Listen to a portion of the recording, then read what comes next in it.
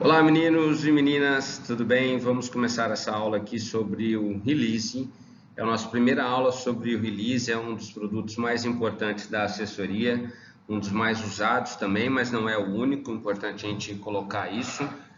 Vocês estão vendo ali atrás, aqui atrás, escrito na lousa fake news, mas não esquente com isso, porque era de outra aula que eu estava gravando agora há pouco. Vou até ficar um pouquinho mais na frente aqui. Enfim. O release é um dos produtos da assessoria de imprensa. Nós vamos fazer essa aula aqui que chama-se o Release Perfeito. É uma aula que tem como fontes o Cássio Politi, que é um dos maiores nomes hoje de marketing de conteúdo no Brasil, e também o site Comunique-se. E também, eu não coloquei aí como fonte, mas também todo o nosso referencial teórico básico, em especial os livros do Jorge Duarte, Assessoria de Imprensa e Relacionamento com a Mídia, e também Assessoria de Imprensa e Teoria Técnica, do Luiz Arthur Ferrareto e da Heloísa Coplin Ferrareto. Beleza? Vamos lá então, vamos começar falando do release. Qual que é o objetivo do release básico?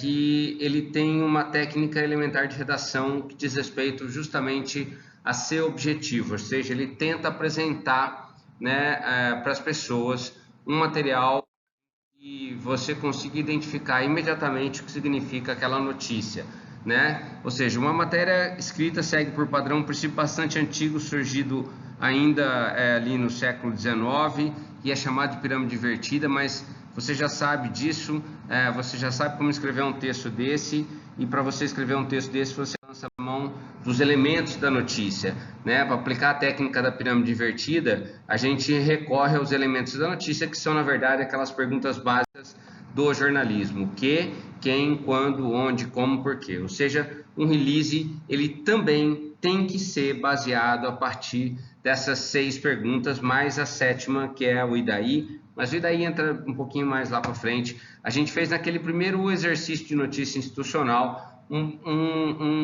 uma atividade que fez algumas considerações ali em cima desses elementos, o que, quem, quando, onde, como, porquê, quem que a gente deve dar mais atenção numa notícia institucional. Muitas vezes um jornalista de redação vai dar atenção para o quê, e nós, enquanto assessores de imprensa, vamos trabalhar muito mais o quem, ou seja, para dar uma notícia em cima da ótica da empresa. Na questão do release, então, quando a gente vai trabalhar essa prática, a gente fica mais ou menos na questão da objetividade, pensando que o release tem que ser algo extremamente objetivo. O release tem que trazer nos 2 primeiros parágrafos as 4 primeiras informações, e nos demais a gente explica um pouco mais. Quer dizer, na prática, a gente traz nos 2 primeiros parágrafos o que, quem, quando e onde. Basicamente é isso que o jornalista precisa para ele entender se ele quer aquela notícia.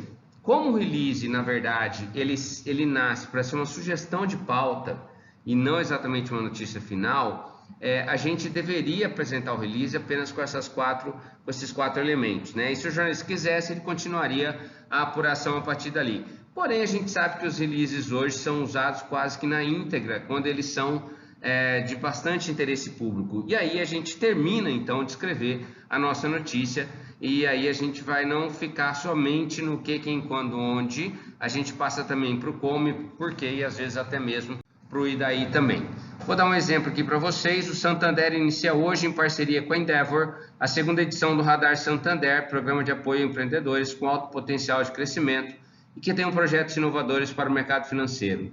Inscrições para o programa Radar Santander podem ser feitas no www.santander.com.br, radar até 26 de fevereiro. Ou seja, uma notícia que tem o que, quem, quando e onde, basiquinha, tranquilinha, seria o primeiro parágrafo, um parágrafo bem introdutório. A continuação desse release seria basicamente só um pequeno aprofundamento dessas informações. Se o jornalista gostou dessa primeira parte, ele já vai, na verdade, querer publicar toda ela. O primeiro parágrafo, também chamado de lead, gente, então, trouxe essas informações iniciais. Ela informou o lançamento do programa, o que, do banco em parceria com a Endeavor, ou seja, quem, em 8 de janeiro, quando, em São Paulo, onde, e os parágrafos seguintes explicam por que o programa foi criado e como participar dele, e a gente consegue desenvolver o nosso release de uma maneira muito mais completa. Ou seja, aquilo que eu mostrei para vocês ali foi um release bem resumido, mas na verdade tem o que, quem, quando, onde, como e por que nesse pequeno espaço de tempo aí. Quais são os recursos úteis para um release, tá? O Cássio Politi sempre coloca bastante, quando ele faz os webinars dele, ele faz alguns webinars sobre release, eu já participei de alguns deles, e ele bate muito na tecla de escolher um gancho forte. A gente falou disso naquela atividade de notícia institucional, da gente conseguir escolher um bom gancho, né? Identificar algo novo na pauta, porque essa é a característica mais valiosa para um jornalista de redação, né? Ou seja, e também a gente costuma buscar essas informações como gancho, aquilo que é novidade, aquilo que é interessante, aquilo que é importante. Isso faz parte de um métier jornalístico. Qualquer jornal, qualquer emissora de TV, qualquer emissora de rádio, qualquer jornal online vai atrás do gancho jornalístico. Ele não está interessado só no fato em si. O fato em si é uma coisa, mas o fato com gancho é diferente, porque o gancho é aquilo que aproxima as pessoas. Uma forma de dar força no release chamar também bastante atenção do jornalista, é você trabalhar muito bem o que e o quem. Ou seja, faça com que eles pareçam óbvios para o jornalista, no sentido assim, olha, isso aqui evidentemente é uma notícia. Então force muito o seu raciocínio, force a sua técnica para você conseguir trabalhar muito bem o que é a ação da notícia, e o quem, que são os sujeitos envolvidos na história. A recomendação aqui no caso é do HubSpot, e a gente consegue dar um gás no release muito mais forte quando a gente trabalha com o que e o quem de maneira muito mais óbvia.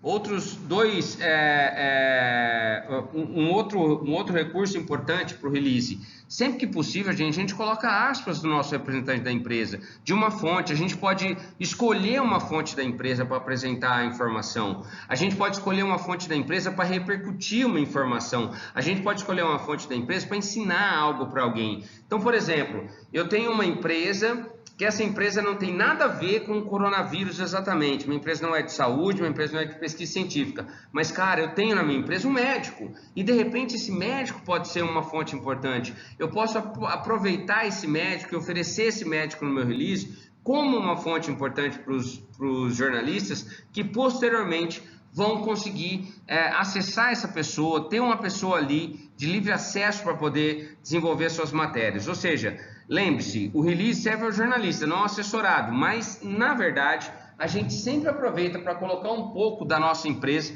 dentro desse próprio release também. Outra coisa no release que é muito bom, cara, jornalista adora número.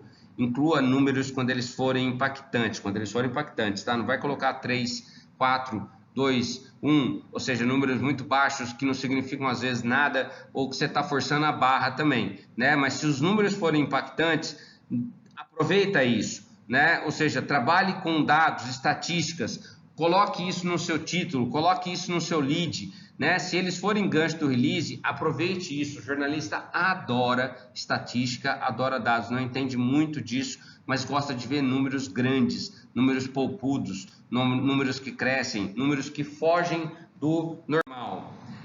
Com relação ao tamanho, o tamanho do release é muitas vezes discutido, tá? Eu particularmente digo o seguinte, que o release não é que ele precisa ser grande ou curto ou pequeno, eu acho que ele tem que ser suficiente. Muita gente defende que ele tem que ser curto, tem que ter no máximo 5, 6 parágrafos, mas gente, isso é para o release que serve como pauta. Eu, quando estou produzindo uma notícia, um release deu 2 páginas, eu mando 2 páginas, isso é um problema do jornalista lá na frente, ter que cortar ou não. Se ele quiser mais informações, se ele quiser cortar, isso vai ser uma decisão dele. Eu estou mandando o máximo que eu puder para que o release não fique muito enfadonho, né? Ou fique faltando muita coisa. Essa orientação, na verdade, ela vale, de release curto, vale muito mais para textos online. Então, quando eu estou com o meu texto mais ligado ao jornal impresso, eu posso ampliar um pouco mais. Quando eu tenho um texto mais ligado ao online, eu posso ser mais curto. Mas, gente, para aí, vamos prestar atenção numa coisa. O release tem que ter o tamanho suficiente para você passar a informação. Se você deixar de colocar alguma coisa no release e o jornalista lá usar esse release na íntegra, você está perdendo a informação muito mais importante, entendeu? Então, você perdeu uma oportunidade de colocar essa informação lá para o jornalista trabalhar. Outra coisa, quando a pauta é só uma pauta. Então, assim como textos jornalísticos, alguns acontecimentos têm que ser noticiados, outros não. Tudo vai depender muito do contexto e vai depender também da análise do jornalista quando ele recebe a informação. Esses releases precisam ser tratados, gente, da mesma forma como a gente trata notícias. O que é pauta, o que é notícia já fechada, é notícia já fechada. O que às vezes eu estou querendo chamar a atenção e quero que o jornalista apareça lá na minha empresa para fazer a matéria, eu vou tratar como pauta, vou tratar como sugestão de pauta, eu vou tentar convencê-lo a participar da história, participar do evento, estar presente no evento. É muito melhor que o jornalista desenvolva a sua ação jornalística em cima da minha história do que eu mandar essa história pronta e ele só fazer... ele só colocar lá um Ctrl+C, Ctrl+V, colocar a release na íntegra. Não é que isso não seja bom, mas quando ele desenvolve a história, quando ele desenvolve o release, ele vai ampliar mais, a história vai ser muito mais completa. Cabe, então, analisar se a gente quer efetivamente mandar uma pauta, se a gente quer mandar uma notícia, ou até mesmo se essa notícia não significa, gente, que a gente vai, não significa que a gente tem que mandar, né? Às vezes a notícia é de cunho interno, então eu tenho que pensar também que eu não posso acabar com a paciência do jornalista, uma coisa que não vai dar resultado ali na frente. Ou seja, o que não vai dar resultado ali na frente? Logo ele vai perceber que aquela pauta que estava parecendo interessante serve somente para a sua empresa. Se serve somente para a sua empresa, não serve para assessoria de imprensa. Assessoria de imprensa trabalha com públicos gerais, públicos mais amplos. Não é um material para você colocar no seu mural, no seu jornal da empresa, na sua intranet. É um material que você tem que pensar que você está mandando para todo mundo naquela cidade onde você está. Aí vem uma pergunta muito forte nesse material que eu peguei do Comunique-se, que é a pergunta seguinte: o release vai morrer na era digital? A gente perdeu a chance de escrever release hoje em dia?